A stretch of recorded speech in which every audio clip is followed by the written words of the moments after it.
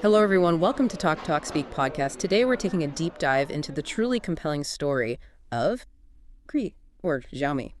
Yeah, it's quite a story. It really is. I mean, this is a company that's made this really incredible shift, right? From basically starting as a mobile OS developer It's software, yeah. to this tech giant we see now, smartphones, laptops, all the smart home stuff, and now electric cars. It's kind of wild when you list it all out. Yeah. The sheer range is something else.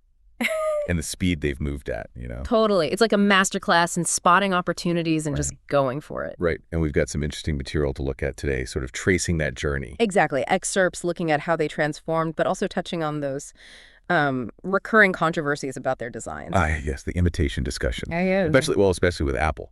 That's always been there. It really has. It's this constant back and forth, isn't it? Like, where does inspiration end and copying begin? Xiaomi's story is a fascinating lens on that.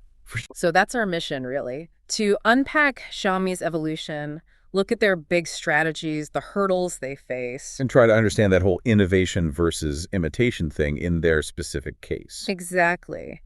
Think of this as your shortcut to getting a solid handle on, well, a really significant player in global tech.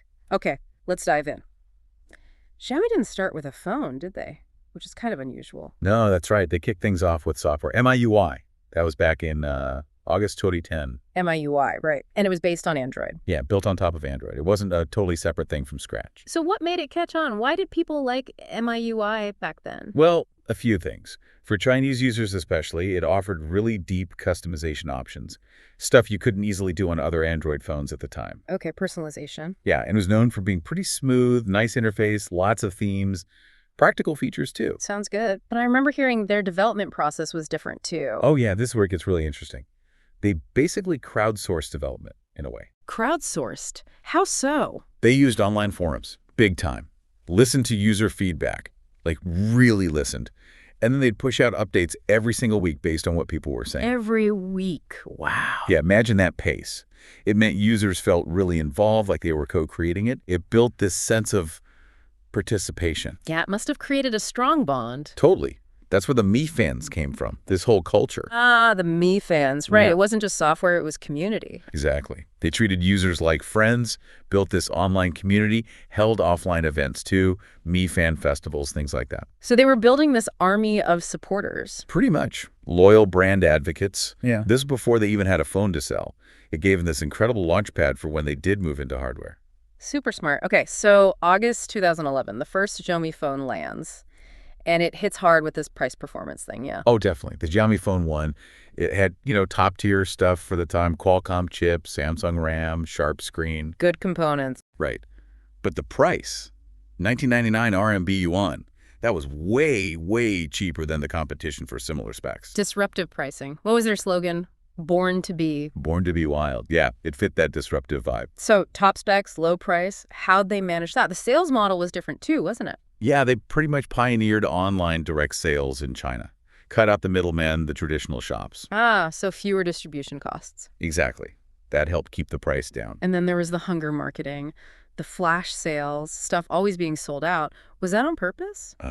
That's the big debate, isn't it? Some people thought, yeah, definitely deliberate, create hype, make it seem scarce. Makes sense. Creates buzz.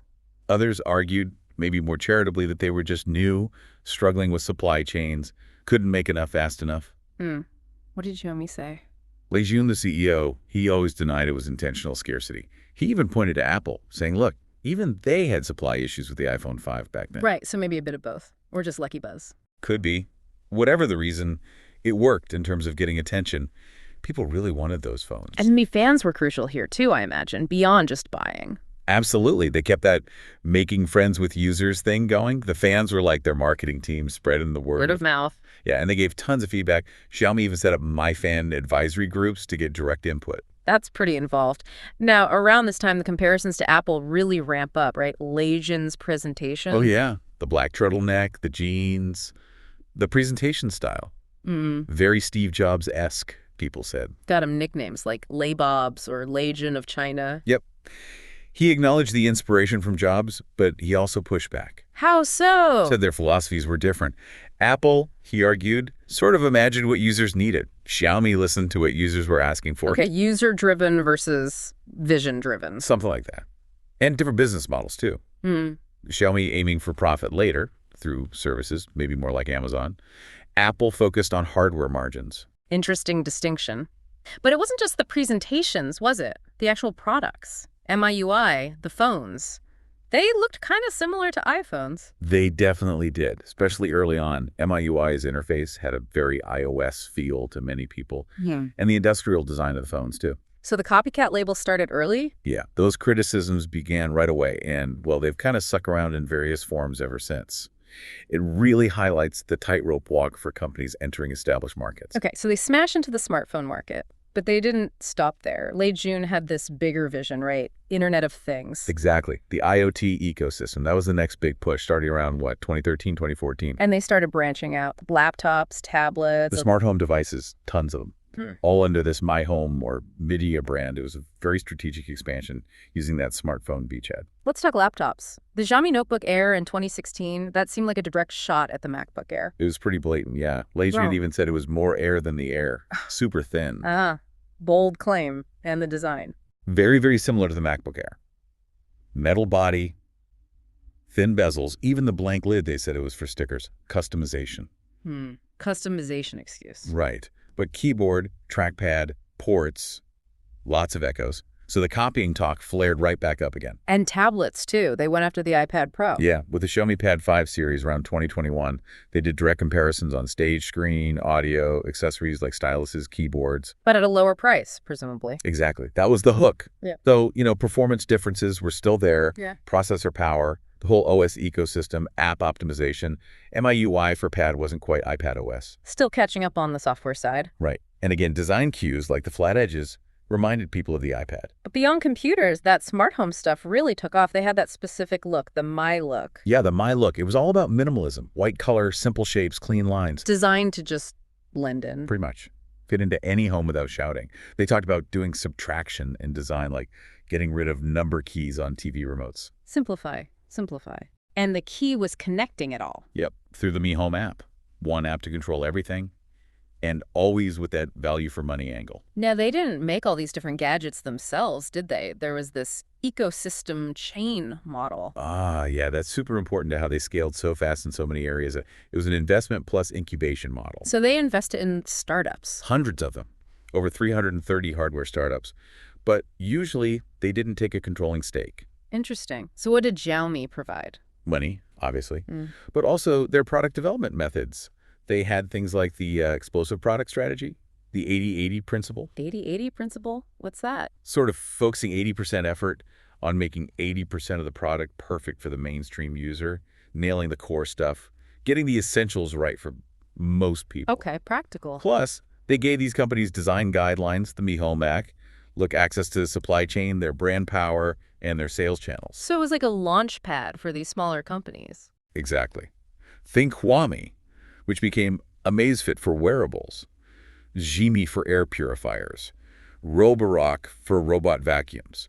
They did their thing, but under the Xiaomi umbrella, leveraging Xiaomi's scale. Clever model. But even with this consistent design across the ecosystem, those copying accusations didn't totally vanish. No, not entirely. I mean, minimalist design isn't unique to Xiaomi, right? True. But especially for the core stuff, like phones and laptops, the comparisons to Apple kept coming.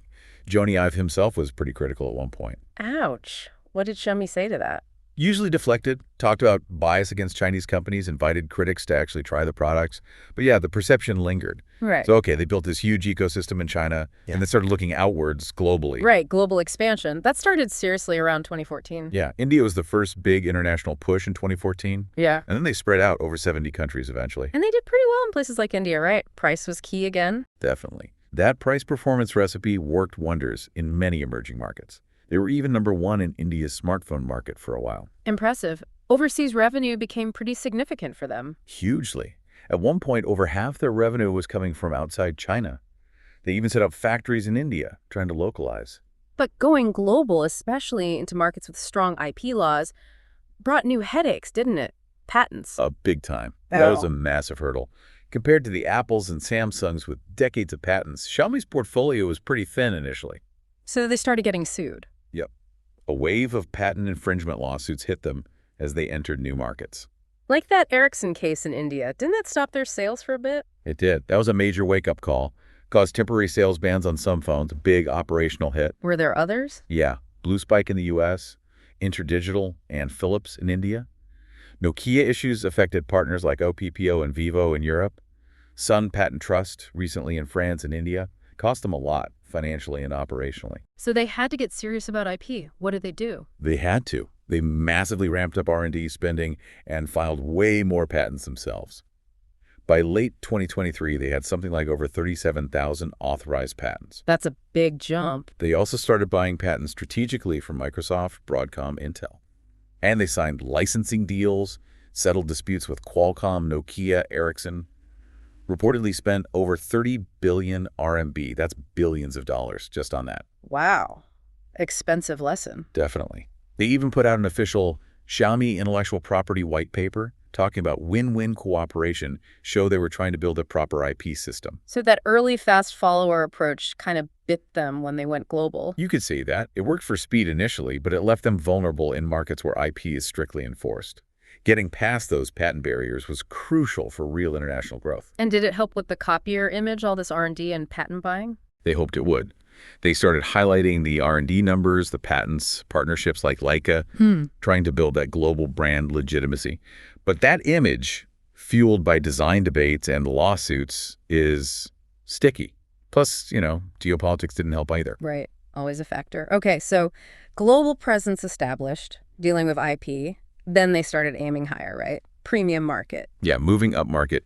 That became a really big strategic push, especially from around 2020 onwards, though they'd tried a bit earlier, like with the Xiaomi Note in 2015, which didn't quite land. Why the shift to premium? Weren't they doing well in the mid-range? Growth was slowing down there, market getting saturated.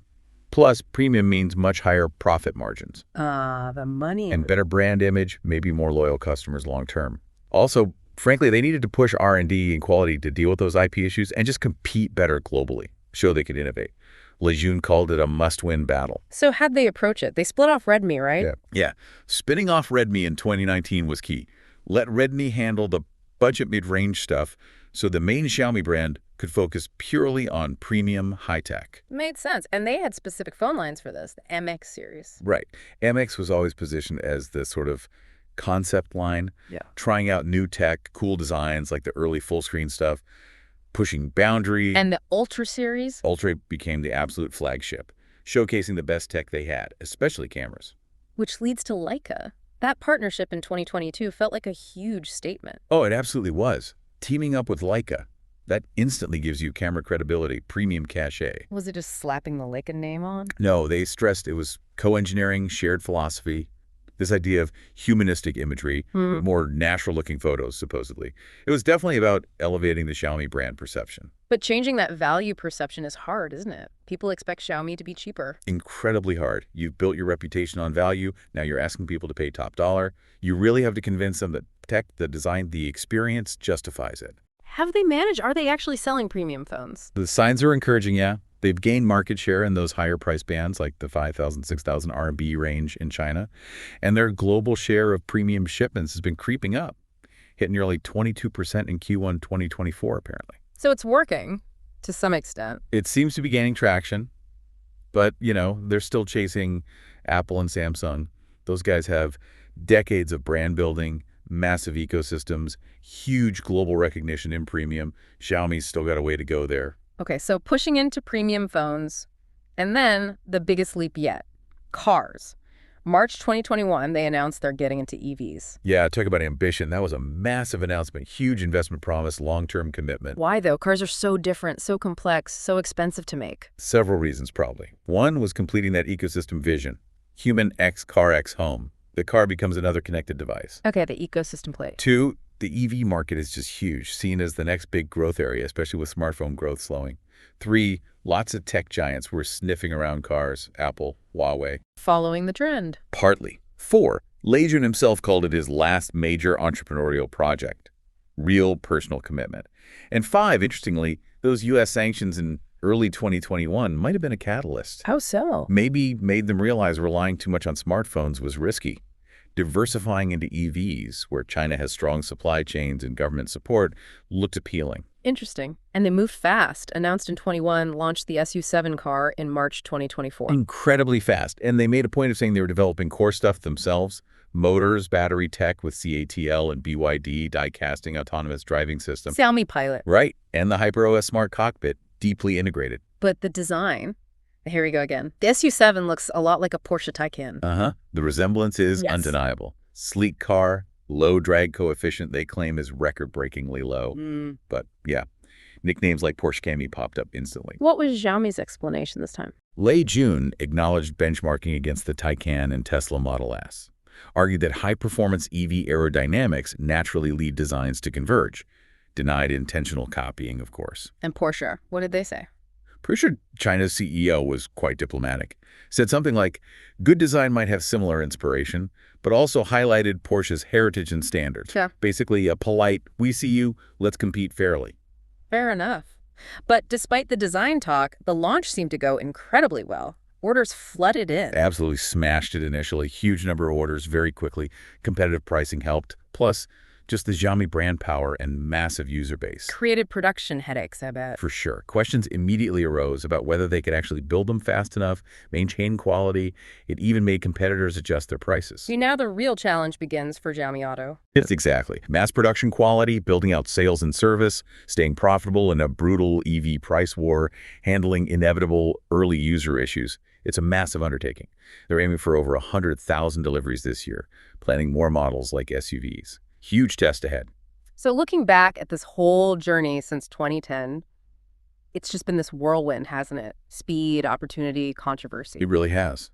From MIUI, disrupting smartphones, building that massive IoT web, going global with all the IP bumps, pushing into premium, now cars. It's relentless. They've clearly got strengths. Market insight, supply chains, community building, just raw execution speed. Definitely. And they are investing more in R&D, getting more patents, especially in these newer areas like IoT and EVs. They're not standing still. But that shadow, that imitator label, especially with Apple and now Porsche, it just won't go away. No, it's become part of their narrative. That fast follower strategy was effective early on, got the market share quickly. But it created this perception problem that arguably makes true globalization and premium branding harder. So the big question remains, are they brilliant integrators and executors, or are they becoming true originators? That's the billion-dollar question, isn't it? They face insane competition everywhere now. Phones, IoT, EVs. IP risks aren't gone. Geopolitics is a factor.